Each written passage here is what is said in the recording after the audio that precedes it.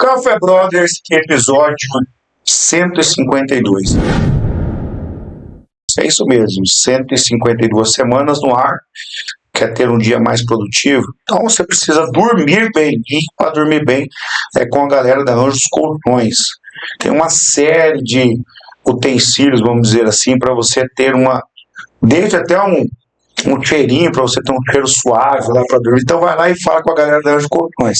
Também está com a gente a galera da Sicredi Pantanal. Tudo para seguro de vida, para sua empresa, para o seu time de colaboradores aí na fazenda. A Sicredi Pantanal tem preparado um repertório completo para você, todo tipo de seguro, tá bom? Espero que você pague e não precise, né, Pedro? Mas se precisar, tá lá, né? Com certeza.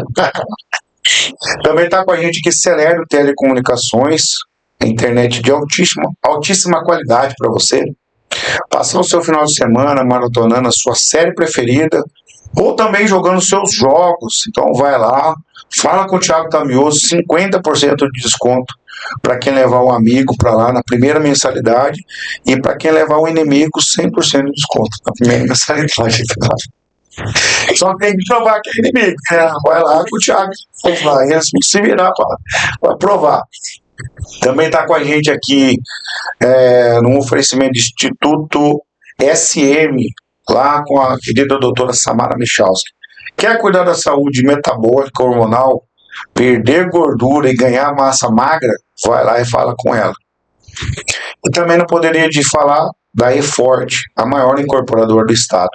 Está disponibilizando para você que quer investir no estado do Mato Grosso do Sul galpões para você trazer a sua indústria ou a sua montadora, a sua fábrica. Vai lá e fala com a galera da eForte, com o Rafael e com a Rose. E por último, a galera da Canex, que faz para nós essas canecas aqui, para a gente tomar o nosso cafezinho aqui no Café Brothers. No episódio 152, eu estou com ele aqui, meu querido amigo Pedro Pessato. Se apresenta para a galera que não te conhece ainda. É difícil, né? Não, então, sou Pedro Pessato, sou advogado atuante aqui em Maracaju já há vários anos. Sou amigo do Xandó aqui, companheiro aí do Café Talk Show. Isso, vamos lá também. E... pouca coisa nós temos para fazer, né? Isso aí, marido da Tainá, pai do Gustavo, da Luísa e da Melissa, e tamo aí. Vamos bater um papo. E tá com a gente aqui também ela aí que manja das entrelinhas aí, dos bastidores do agro, a hora que ninguém vê, né, cara? Se apresenta aí, Rafa. Eu sou Rafaela, mãe da Luísa, esposa do Arthur, sou contadora, mas não atuo na área, nunca atuei. O que eu gosto mesmo de fazer é mexer com finanças, que é o que o produtor não gosta. Então, eu tô aqui para assumir a parte que o produtor não gosta, finanças. Legal. Então, a gente chamou esse time aqui para bater um papo. Pedro, além de trabalhar como advogado, ele também tem a família que é produtor rural, né, cara? Então, ele entende bem essa dor aí, que é uma dor latente do agro. Galera, é o seguinte... o povo gosta de muita treta, né, cara? Muita briga, né, cara? E o agro parece que não, mas tem muita treta, tem muita briga, né? E uma das brigas aí que a gente tem visto aí nos últimos 2 anos são a falta de recursos que o agro tem enfrentado, né? Principalmente para custeio, né, da lavoura. E recentemente aí nós tivemos uma das maiores feiras, na verdade a maior feira do Hemisfério Sul, a AgriShow, né? Uma feira de máquinas, negócios.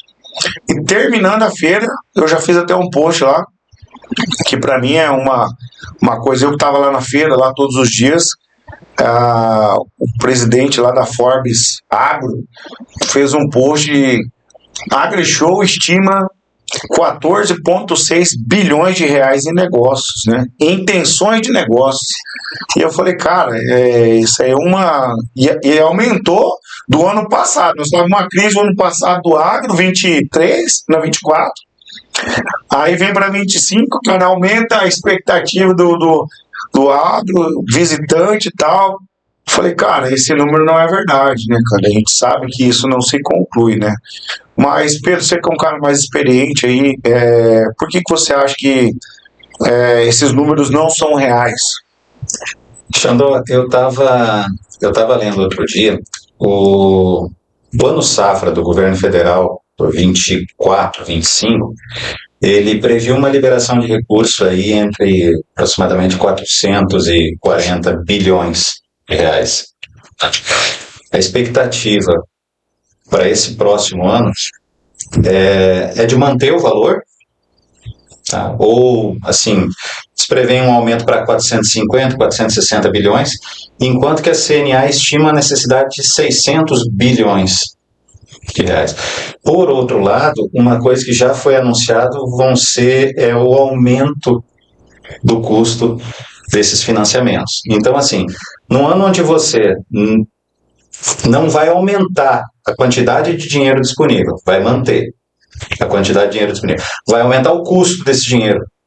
Você me fala que os negócios vão aumentar, vão superar expectativas de vendas do ano passado, na crise que o país anda, eu acho que vai bem contraditório, né? E eu acho que tem um adendo aí, porque o governo ele pretende liberar mais, mas o que ele vai liberar mais é pro pequeno produtor. O pequeno produtor, ele não compra máquina de milhões. O que faz menos sentido é a agricultura familiar. A agricultura familiar vai ter um aumento, vai ser que vai aumentar menos, parece que é 1,5%. É o aumento para a agricultura familiar, de juros. E provavelmente eles vão liberar a maior parte do recurso, porque, querendo ou não, a linha do governo atual é fomentar a agricultura familiar, não é fomentar o médio e o grande produtor. Isso daí é lógica desde do primeiro ano de mandato. Mas assim, o que a gente vê, Rafa, vamos lá, 23, 24, há uma crescente de RJ. Para quem não sabe quem é RJ, recuperação judicial. Isso não tira o crédito do produtor que já estava endividado, e aí chega agora para essa safra 25, 26, vamos falar assim. Desculpa até o palavreado que eu usou, o cara já tá fudido já, né, cara? Vinha arrastando aí. Esse aumento do juro, e na verdade, assim, em todo plano safra ele libera a partir de julho, é isso, né? Mas se não me engano, acho que é 20. Na realidade, eles concluem o plano safra, eles anunciam o plano safra no final de junho, começo de julho, só que os bancos eles precisam de um tempo para se adaptar ao novo plano safra, né?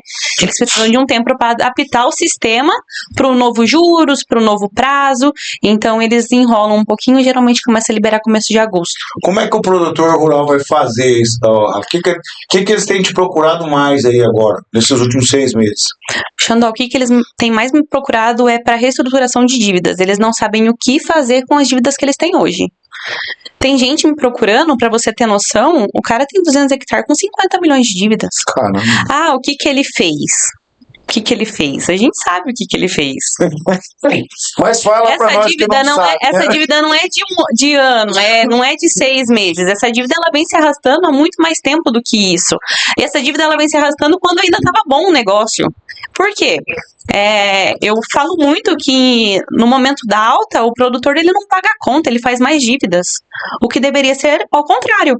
No momento da alta, o cara paga a conta porque na baixa que ele precisa de crédito, ele vai estar zerado, vai estar com menos dívidas. Mas não, ele falou, não, agora eu vou... vai alavancar. Agora que na alta, eles vão lá e fazem mais dívidas e de vez de pagar as contas mesmo. Isso é uma realidade, Pedro? Você concorda com ela? Muito comum, muito comum. A pessoa quando tem dinheiro fica mais valente, né? Fica mais corajoso. A pessoa quando se endivida, ela tem que ter assim uma disciplina muito grande, tá? Tem que criar meios de pagar a sua conta, tem que planejar esse pagamento de conta e ela tem que ser disciplinada para seguir aquele planejamento. Só que assim, eu faço um planejamento de 5 anos. Ano que vem eu planto colho bem pra caramba. Em vez de eu seguir o planejamento, o que eu faço? Não, eu vou comprar máquina nova, eu vou financiar, não sei pra quê. Ano que vem eu vou colher mais ainda, aí eu pago. Só, entendeu? Você não pode dizer que você é um tigrinho do agro? Que é uma aposta, né? Uma bet do agro. Ultimamente eu tenho pensado bastante nessa questão, porque o que acontece? O que a gente mais ouve falar é que o produtor está quebrado, o produtor está colhendo mal, o produtor deu seca, deu chuva demais, Contratempos de clima no agro não é de hoje que existe desde sempre. Eu acho que temos que parar de jogar a culpa no tempo, porque o tempo é uma coisa que a gente não prevê e a gente nunca vai prever. O clima, né? O clima, a gente tem que controlar o que está no nosso alcance. O que está no nosso alcance? É gerir nossos custos e vender da melhor forma. Porque o clima, ele sempre teve percalços e sempre vai ter. E até quando você vai jogar a culpa no clima? De vez de assumir a culpa pra você e falar assim, não, eu preciso estruturar o meu negócio e eu preciso fazer de uma maneira diferente do que eu já venho fazendo agora, pra continuar dando certo, pra dar certo, entendeu? E agora, querendo ou não, é a hora do agro se estruturar para dar a volta por cima. Só que eu vejo muito que os produtores, eles estão com vergonha de assumir esse papel. Não que não deva existir, claro, mas ele não quer assumir o papel de pensar assim, opa, agora eu preciso me acalmar, preciso analisar e preciso ver o que eu vou fazer para sair de onde eu tô, porque o produtor, ele faz isso a vida inteira e ele vai continuar fazendo isso de uma maneira ou de outra. Agora vai saber o quanto que ele vai querer, o que que ele vai querer trazer desse cenário atual, entendeu? Você acha que essa decisão do cara dar o passo atrás são duas coisas que eu quero te perguntar, Pedro. Você acha que ele tem medo de assumir um fracasso ou é ego mesmo? Xandó, esse passo atrás ele é necessário, tá? Ele é necessário, mas assim a gente está passando por uma transição de gerações, né? Os antigos agricultores estão passando a administração dos negócios para os novos agricultores da família, né? Então assim, os antigos, a gente não vê esse passo atrás, entendeu? A gente vê essa questão de rolar dívida, de aumentar a dívida, de assumir juro impagável, os novos, a gente vê essa intenção de dar um passo atrás, não fazer investimento de risco, fazer investimento calculado, investimento seguro, às vezes investir menos, né? E ter a segurança de conseguir pagar a conta e ter tranquilidade para gerir os negócios. Então isso a gente está vendo. Então assim, hoje em dia fica difícil a gente falar o porquê que eles não faziam. Talvez sejam por não querer mostrar uma fraqueza. Eu ouvi muito isso, não se mostra fraqueza em negócio, né? Hoje em dia não se tem mais, porque fraqueza é uma coisa muito subjetiva, né? Fraqueza para você é uma coisa, para ela é outra, para mim é outra. Então a fraqueza é de cada pessoa, né? Então hoje em dia a gente trabalha mais com conceitos objetivos, né? Disciplina, outros conceitos, organização, né? Outros conceitos que têm uma definição adequada para o volume. A agricultura hoje em dia, o volume de negócio, o que nem ela falou, ela mencionou um número ali de 50 milhões, hoje em dia é facinho se endividar em 50 milhões, entendeu? Você perdeu a mão 2, 3 anos, aí você está devendo 50 milhões, cara. Entendeu? Então, nesse meio, você tem que ter uma constância, uma disciplina, uma organização, um planejamento. Senão o bicho pega. Não, Você percebe isso aí também no produtor, Rafa? Essa dificuldade do cara mostrar uma fraqueza na hora de negociar uma dívida? Percebo exatamente o que o Pedro falou. A antiga geração tem essa dificuldade. A gente está agora mudando, pegando a sucessão, a galera mais nova está vindo aí e tem uma visão diferente. Eles têm a visão de querer fazer o negócio de uma maneira diferente do que já vinha sendo feito. Eu ainda vejo a questão assim, que são os mais novos de idade. Os que são mais velhos de idade, eles podem ter um pensamento diferente, mas não é tão frequente quanto os mais novos de idade, assim, sabe? Que tem essa perspectiva de colocar uma gestão financeira mais eficiente dentro da fazenda. Os mais velhos, eles buscam ainda mais pela parte operacional mesmo. Até desculpa te interromper, mas a gente falou em gerações, nós mencionamos termos novos que estão sendo, mas que não são efetivamente novos. Nós falamos aqui em recuperação judicial, tu falou em sucessão, né? Sucessão é um termo que vem sendo desenvolvido há pouco tempo, mas antigamente isso já era aplicado às grandes indústrias, né?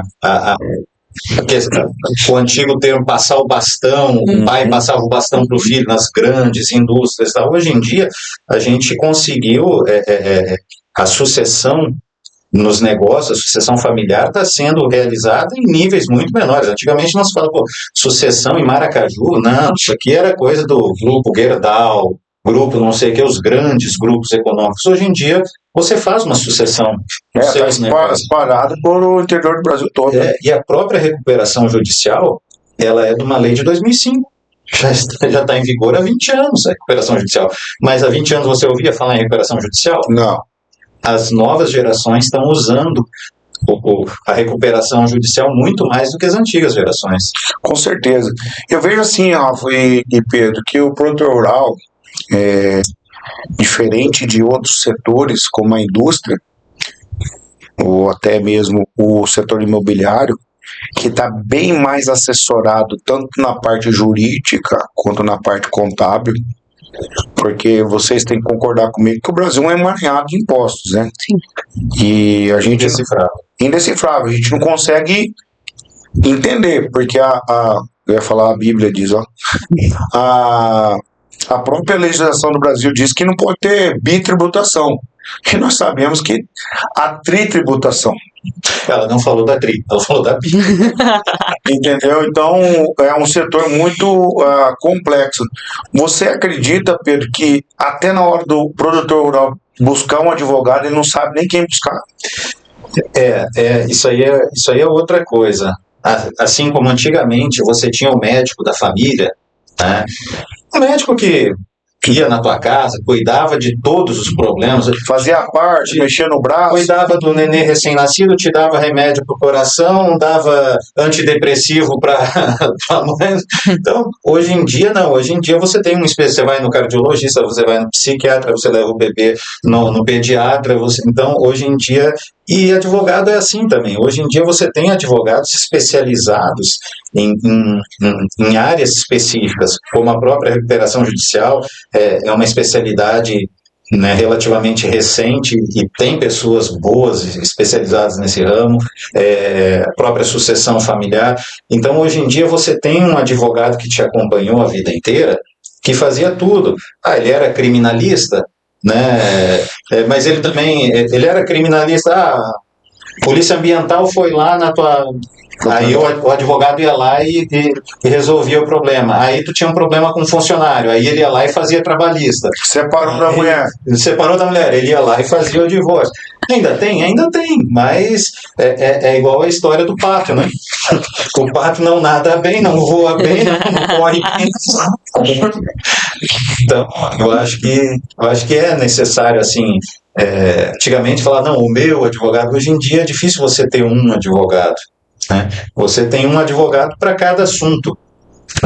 Então, quase que o produtor rural tem que procurar um advogado para saber que advogado que ele tem que ir. Na verdade, assim, os próprios advogados deveriam trabalhar mais com parcerias. Sim. Entendeu? Eu trabalho com parceria em relação à recuperação judicial com um determinado colega, sucessão com um determinado colega, criminal com um determinado colega. Então, seria... É interessante que houvesse mais essa parceria entre os colegas aí. Mas o meio dos advogados nem sempre é tão fácil e tão claro assim, não. E você, Rafa, onde você trabalha, está inserido aí, como é que é trabalhar em parceria? É tranquilo. É tranquilo, assim, essa questão de buscar. Na realidade, a gente faz. Eles fariam uma parceria de profissionais da mesma área, né? Eu já busco parceria de profissionais de área diferente. Parceria com advogado, parceria com contador, parceria.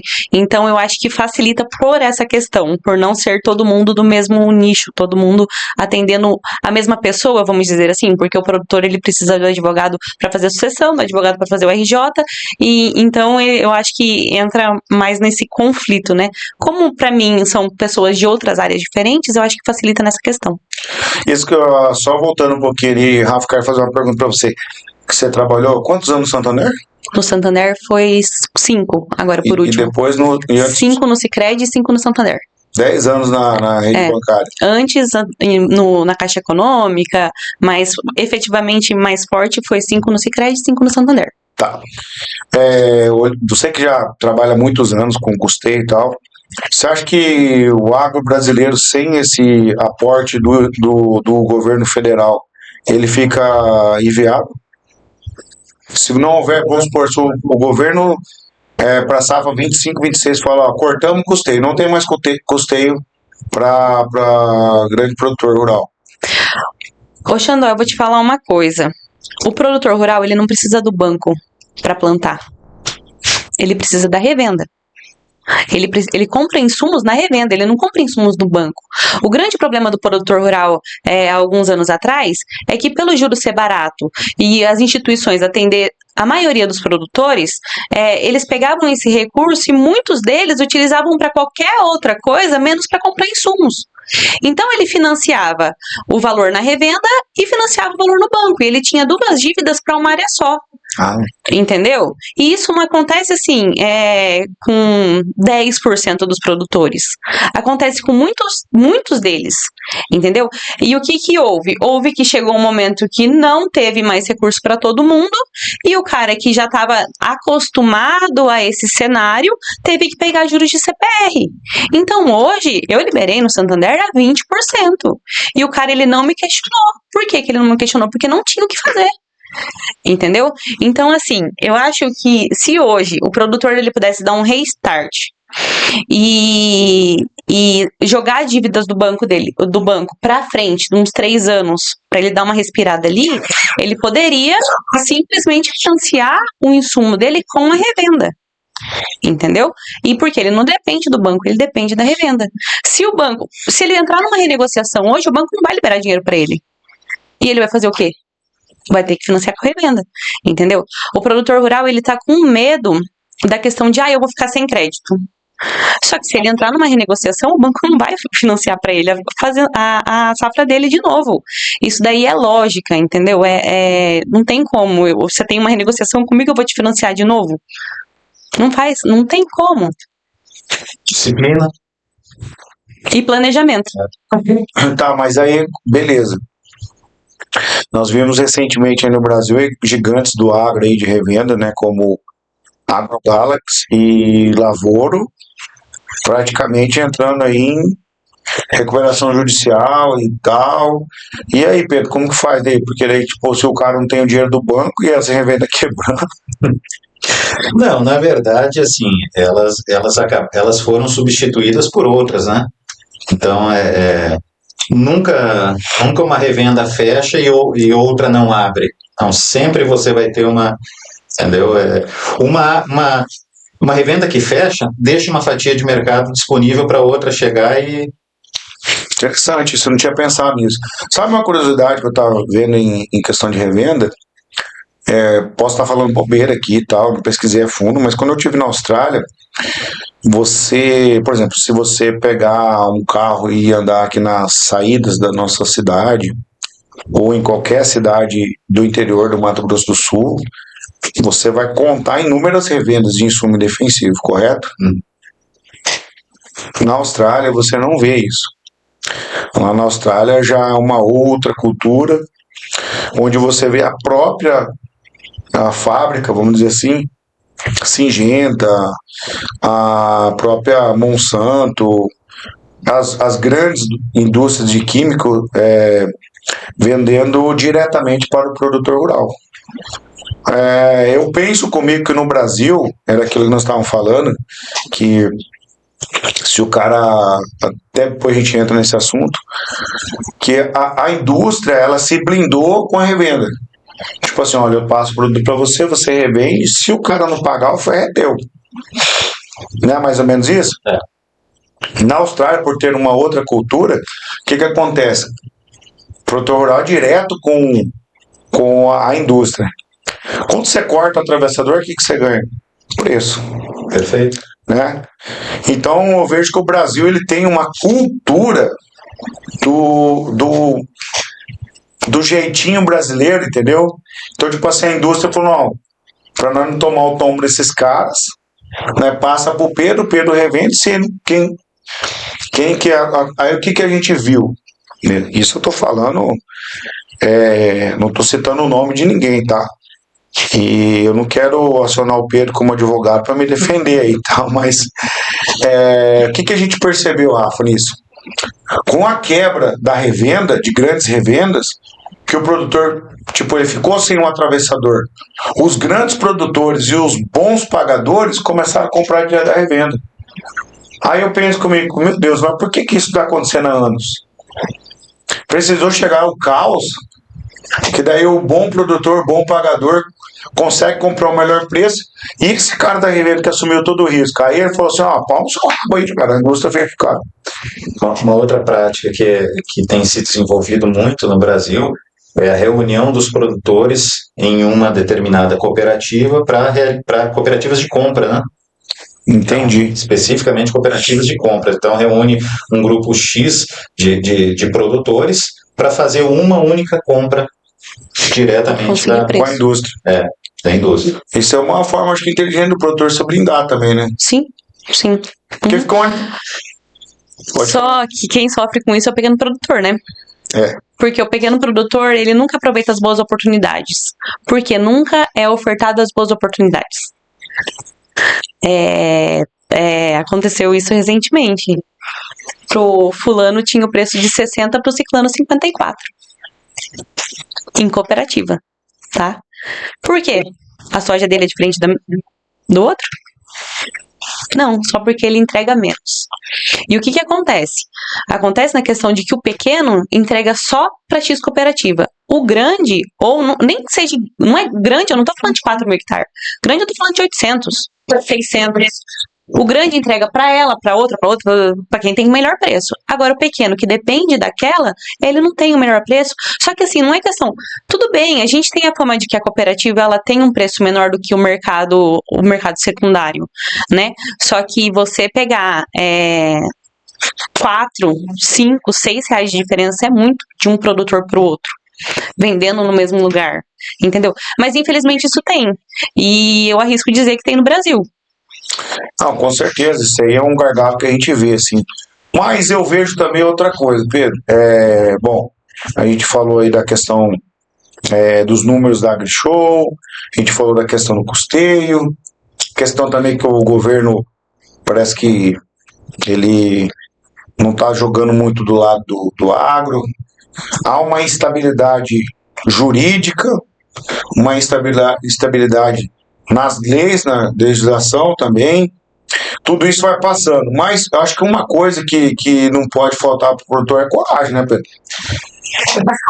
Eu acho que tem que haver aí uma conjunção de atitudes, tá? Tanto do produtor como do governo. Acho que o governo deveria cuidar melhor do produtor rural, sabe, Xandão?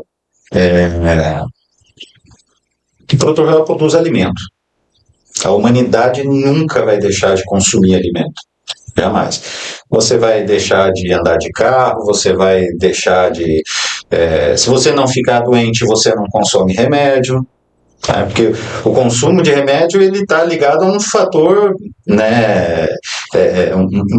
Depende de você ficar doente. Caso contrário, você não vai consumir. Agora, alimento não. Você vai consumir.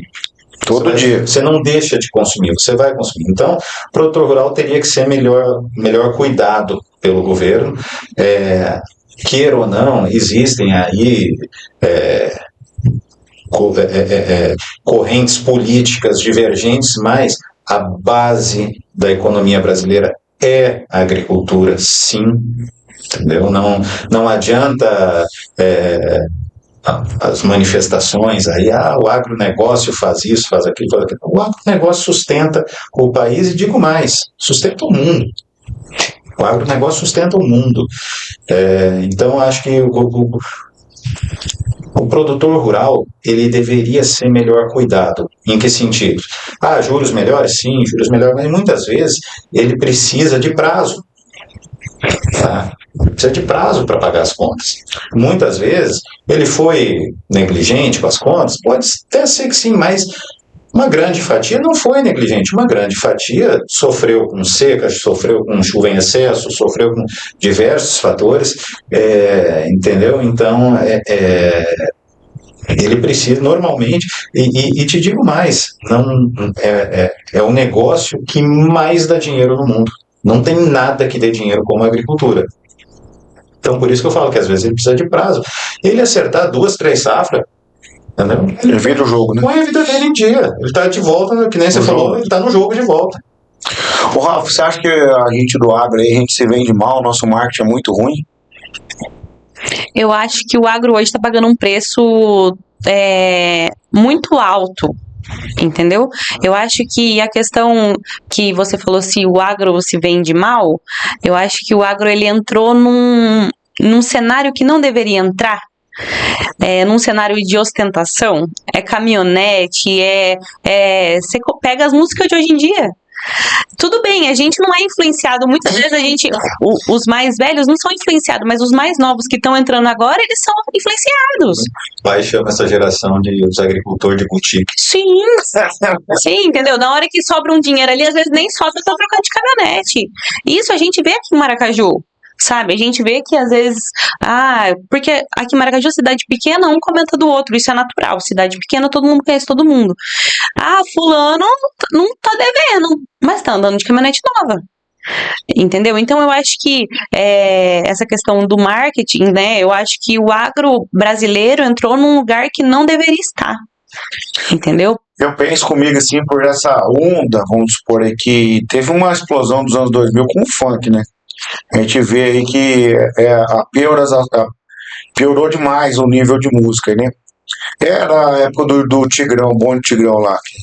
Ali a gente vê o apelo musical, né? E a gente vê que a música ela é uma influência muito grande. Depois de 2010 para cá, que surgiram algumas duplas aí que houve essa mixagem do sertanejo, aí teve o sertanejo universitário, que na verdade universitário não tem nada, né? Que eles nem iam pra escola, só ficaram no boteco tomando cachaça e fazendo música ali e tal, e aí até eu lembro uma música, o cara falava assim, estão fazendo aqui o TCC, que é truco, cerveja e churrasco. Então eu vejo que aquela banalização ali do funk migrou pro sertanejo. E a ostentação, ela faz parte, parece que, da cultura brasileira. E isso, infelizmente, entrou no agro. Então a gente vê que as grandes feiras, por exemplo, viraram shows. Né? As feiras aí elas acabaram virando show. Salve algumas exceções, como feiras técnicas que a gente tem aqui, Showtech, a própria AgriShow não tem show nem bebida, né, cara? Então o pessoal realmente vai lá para fazer negócio mesmo. Mas você vê que o apelo da música, ela levou o agro para esse lado. E isso foi tão ruim, Pedro, porque assim, cara, eu usei caminhoneta a vida toda, cara. Então você chegava com uma Hilux lá, sei lá, 18, 20, no mecânico, o cara fala, não, senta o pau que você aí tem dinheiro, porque isso aí é do agro. Então há uma banalização, porque a do agro, então vale tudo, chega o pau, gasta o dinheiro e tal. E o que acontece? Isso aí está em todo o setor, toda a cadeia do agronegócio. Então você pega uma caminhonete, uma Dodge hoje, meia milha, R$500 mil. Não é para qualquer um andar de Dodge. Não. Entendeu? Nós tivemos preços aí na pandemia aí que o Hilux valeu R$400 mil. Você tem experiência disso. Como que é o agricultor fora do Brasil? Isso aí, cara. O agricultor fora do Brasil é a vida mais simples que você pensar, o cara tem. Você tem uma vida boa, assim, mora numa casa boa, mas é o cara mais simples que... Só que nem estou te falando, é cultural. Nos Estados Unidos, o agricultor é o herói. Você vai assim, você vê nas pequenas cidades, você passa com a máquina no meio da cidade, tá louco? As crianças dão tchau, todo mundo para no sinal para você. Que no Brasil, você anda na rodovia, o cara já vem buzinando, o nego já te xinga já. E nos Estados Unidos, o cara investe mesmo na pequena propriedade, ele investe em estrutura, né? Muito, ele tem o silo dele, ele tem o secador, ele tem a estrutura de armazenamento, ele tem uma boa oficina para as máquinas dele, com dentro da certeza. propriedade dele. Então ele investiu em tornar o negócio dele sustentável, né? Gerar menos custo através de investimento. E que nem a Rafaela falou, que no Brasil melhor continuar depositando fora, arrumando fora, levando, pagando. Você paga transporte de máquina para levar para todo lado e anda de caminhonete de R$500 mil. Né? Exato. E aí essa romantização, vamos dizer assim, e as mídias aí, né, sociais, né, Instagram, TikTok, as próprias novelas aí, trouxeram o agro como, assim, algo muito imponente que parece que não tem dinheiro, que não tem fim. Sim. Vale tudo, Sim. entendeu? Sim. Aí trouxeram também os valores das máquinas de caminhonete para cima. Não, mas o cara paga 6 milhões numa máquina, o cara paga 7 milhões no avião, no pulverizador. Então a população, ela, tipo assim, comum, vendo essa banalização do agro, acha que o agro é um dinheiro sem fim, que não tem limite. E a gente sabe que não é bem assim, né? Que a realidade não é bem assim. E aí, quando acaba o recurso, o produtor tem que se reinventar. Ele tem que se reinventar pensando o quê? Que a próxima safra vai ser melhor do que essa. E aí não tem dinheiro que acaba, o cara com sucessão de 3 safras. E aí nós temos que lembrar o seguinte, que o produtor rural, apesar de todas as más escolhas, eu digo assim, que o agro ele é feito de pessoas de ponta a ponta. E pessoas são seres humanos e fazem escolhas ruins. Sim. Às vezes o cara fez uma escolha ruim. E nessa escolha ruim, talvez o cara não volta pro jogo, né? O que você tem encontrado, Rafa, de mais dificuldade hoje dos clientes que você atende? É a gestão? É a má gestão do negócio? É a má gestão do recurso? É a desorganização financeira? São os impostos? Aonde que está o gargalo aí que você veio, produtor rural? Eu acho que não é nem a falta de organização, nem a má gestão, é a falta de gestão. Não é cultural do Brasil ter uma gestão financeira dentro de uma fazenda. Entendeu? Não é cultural do Brasil ele enxergar a fazenda dele como uma empresa. Então o cara, ele não tem nenhuma gestão financeira, ele ele chuta o quanto custa para produzir. Chuta. Mas assim, se você perguntar de uma maneira exata, ele não sabe dizer. Entendeu? Ele não sabe dizer. Então, não é nem a desorganização, é a falta de ter uma gestão. É a falta de ter essa cultura de que eu preciso tratar a minha fazenda como uma empresa para ela ser uma empresa bem sucedida. Entendeu?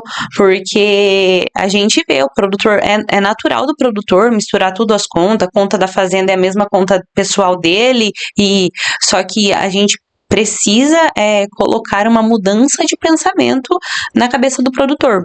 Porque quando eu falo que eu faço gestão financeira para o produtor rural, você pode procurar. Não existe. Se existe, são 3, 4. Existe muito mais para pecuária leiteira. Eu vejo que a parte da gestão, o pecuarista ele faz um pouquinho melhor que o produtor de grãos, entendeu? Então, mas é muito difícil de você achar o papel que eu tô fazendo hoje, só que é um papel muito difícil também, porque o produtor, ele não vê a necessidade, sabe, ele não... Fiz assim a vida inteira. Vai continuar dando certo assim, mas agora a gente tá vendo que nem sempre vai funcionar. Eu falo antes, não faz muitos anos, não, vamos falar de 10 anos para cá, que você tem agricultores começando a organizar o negócio, assim, tem agricultor hoje em dia que sabe quantos litros de diesel Sim. cada máquina consumiu, separa o custo de cada máquina, essa gastou tanto de peça, essa tanto... Hoje em dia tem pessoas organizadas dessa forma. Mas é recente essa profissionalização. Isso nós estamos falando de 10 anos para cá. Sim. Entendeu? E são agricultores que estão no ramo aí há 40 anos. Sim. Entendeu? Então, eles tocaram um negócio, que nem a Vela falou, de forma desorganizada, ou vamos falar assim, também as ferramentas para esse tipo de organização também são recentes. Sim. Entendeu? Então é aquela questão, precisam na evolução. Não é que eles fizeram errado a vida inteira, Sim. Eles fizeram da forma como era possível. Sim. Como a época permitia a eles. Hoje em dia existem ferramentas disponíveis, então não justifica você continuar. Sim. Porque a legislação tributária evoluiu ao ponto de você precisar uma organização melhor para entender. Você olhar, eu estou gastando de imposto aqui porque eu estou tendo esse gargalo. Então você precisa mapear a tua estrutura produtiva inteira para economizar em tributos, para economizar em verbas trabalhistas, para você saber o que você pode terceirizar de serviço e o que fica mais barato você contratar uma pessoa e arcar com despesas, com verbas trabalhistas, ou ao invés de terceirizar. Então, tudo isso você consegue a partir das ferramentas, dos softwares que vêm sendo disponibilizados, e eu vou te falar, nós não estamos... software de balança existe há mais tempo, mas software de gerenciamento de produção é coisa de 10 anos para cá. Ainda falta muito. Até eu tava vendo, todo ano a gente tem um lançamento de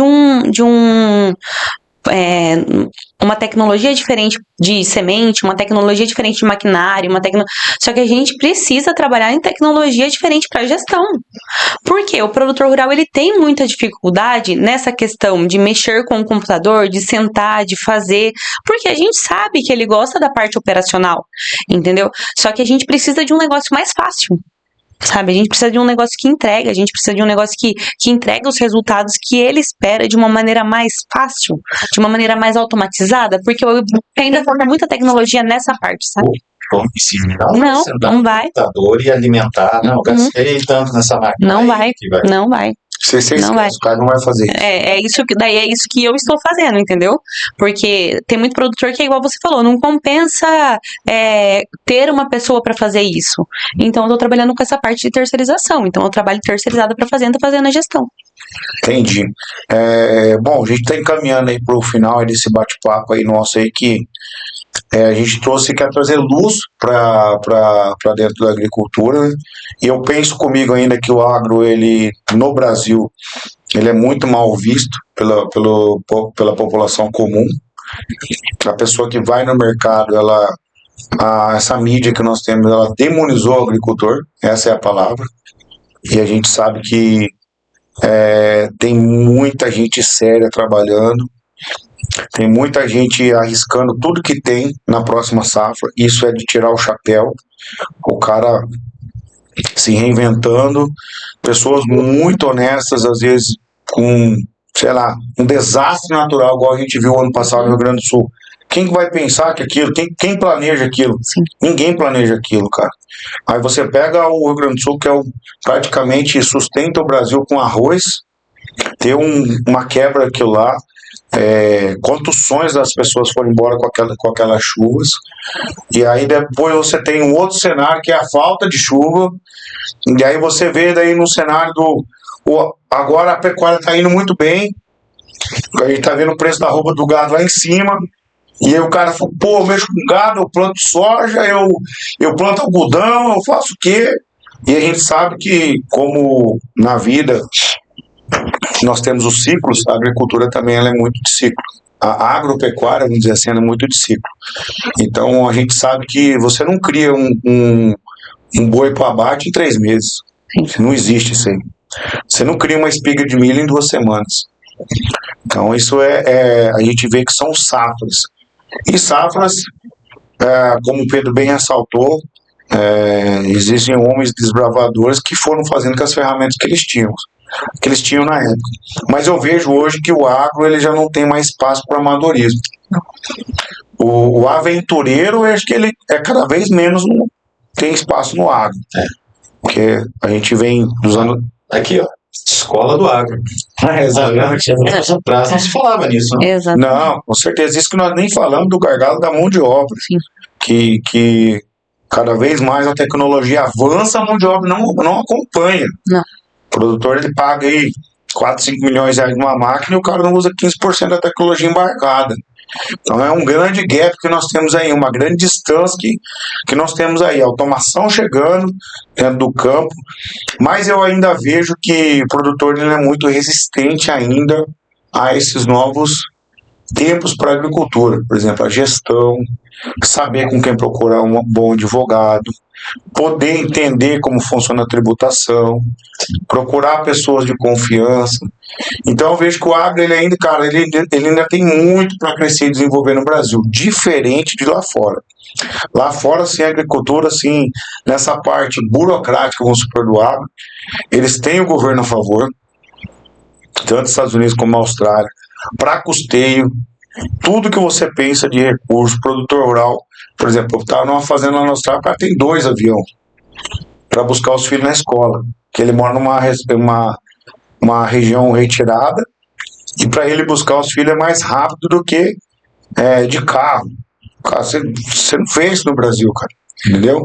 Então, eu digo que as ferramentas e os mecanismos que existem fora do Brasil, eles facilitam mais a vida do produtor. O produtor, além de ter que lutar no Brasil contra o clima, ele tem que lutar todo contra um sistema. Nos outros países teve uma mudança de consciência em relação ao agricultor, ao agronegócio em geral, né, Xandó? Aqui ainda não houve essa mudança de consciência, né? Muita gente ainda vê o agricultor como adversário. Eu ouvi até um termo outro dia que sabe quando você fica, não vou debater, né? O cara falou que a agricultura é um mal necessário. Aí eu falei, vou ficar quieto, não vou debater. Era melhor do que falar, deixa de comer então. Ô, Rafa, chegando aí pro final do nosso episódio aqui, que foi bastante informação aqui, né, cara, pra galera aí. Pra quem não entende nada de agro, cara, tem que assistir isso aí, cara. Pra quem é do agro, tem que saber como que é atrás da mesa, né? Que é atrás do banco, do volante, aí todo mundo sabe ali, praticamente. Mas como que você vê o agro brasileiro aí nos próximos 3 anos aí, Rafa? Eu acho que o produtor precisa mudar agora, porque eu vejo muitas trocas de mãos. Então, tem produtor que vai entregar para produtor maior. Eu vejo um cenário assim, não é favorável, porque principalmente por causa do nosso governo, ele vai aumentar juros, porque é necessário, precisa, não tem como se manter o negócio sem aumentar juros, e não por causa da agricultura, por causa da gastação no geral. Então não é favorável. A gente tem que torcer para que o clima realmente ajude, para que a gente consiga fazer bons negócios de compras e bons negócios de vendas, senão é daqui para pior, infelizmente. Infelizmente. Como é que você vê esse cenário aí? Eu acho que, assim, além de tudo isso que a Rafaela falou, que sintetiza bastante que o agricultor precisa para os próximos anos, eu acho que principalmente perseverança, entendeu? Outro dia eu estava assistindo o episódio que veio o Zelino e o Chester. Eles tiveram todos os motivos do mundo para desistir da agricultura. Com certeza. E você vê, eles não desistiram, eles passaram os piores momentos possíveis, deram a volta, né? Eu até me emocionei junto com o Zelino, falar, esse ano eu pago a última parcela do financiamento. Sim. Pô, olha a alegria dele, né? A renegociação que ele fez lá, não sei, mas enfim, o cara tem que ser persistente, mas tem que buscar se adaptar às novas tecnologias, às novas condições do mercado, né? Como é que diz Custeio. Não. Quando o arrendamento, os arrendamentos de terra atingiram valores inacreditáveis, né? Falando aí em 20 e poucos sacos por hectare. Então, o teu custo de produção aumentou muito, teu risco aumentou muito, e você tem que ser disciplinado como nunca, né? Para conseguir bancar esse custo todo, né? Porque a produção não acompanhou o crescimento do custo, né? Então você tem que ser cada vez mais se planejar, programar e ter persistência. Você não pode, não deu como se esperava, tem que persistir, tem que ir de novo. Manter a calma, né? Porque é muito difícil, eu acho, que manter a calma nesse momento, mas é extremamente necessário, porque as coisas elas não vão acontecer em 6 meses, vai demorar um pouquinho mais para ela começar a normalizar e virar de novo. Isso que nós não falamos em logística, nós não falamos um monte de coisa aqui que o cara tem que driblar na verdade, assim, cara, é survival, o cara sobrevive aqui na agricultura, cara. Assim, os grandes grupos aí, Mato Grosso, Bahia, né, cara, os caras praticamente eles têm o seu próprio ecossistema lá, né, cara, são grupos de investidores. mas eu acredito que o cenário é desafiador pro grande, pro médio, mas pro médio e pequeno porte ele vai ficar mais enforcado ainda, cara. Se o governo federal acordasse amanhã e falasse vou ser parceiro da agricultura, já era um bom começo. Bom começo. Não, com certeza, que fica um cenário mais favorável, né? Rafa, curtiu estar com a gente aí no episódio 152, falando sobre aquilo que você faz aí no dia a dia? É sempre bom falar do que a gente gosta, né? É sempre bom. Obrigado novamente pelo convite. Pedrão, hoje eu chamei você aí para um bate-papo diferente, mas também a sua realidade, né, cara? Hoje sem instrumento, sem música. Hoje sem instrumento, sem música. Não, foi genial, foi legal. Foi muito bom falar sobre outras coisas também, né? Ah, com certeza, né? E aí eu sempre aprendo aqui, né, com vocês aí também, né? Então é isso aí, galera. Quem quer te achar lá, Pedro, nas redes sociais, como é que faz? Jandó, eu continuo um alienado digital, você me desculpa. Que a Isa deve... Eu não sei se ele tá depois, mas... Eu não sei, me liga. O que você me... Ô, Rafa, e você, como é que tá lá nas redes sociais? Agro.rafaela. Agro.rafaela, eu sou o William Xandó. Quer me acompanhar aí nas minhas viagens aí pelo mundo aí, acompanhando o agro, vai lá, segue a gente. E também se inscreve no nosso canal aqui no Café Brothers lá no YouTube. Tem todos os nossos episódios lá. E também não deixa de seguir a gente lá no nosso Instagram, @CaféBrothers4. Compartilha muito aí um conteúdo de altíssima qualidade para somar na tua vida e fazer você não parar de acreditar no agro.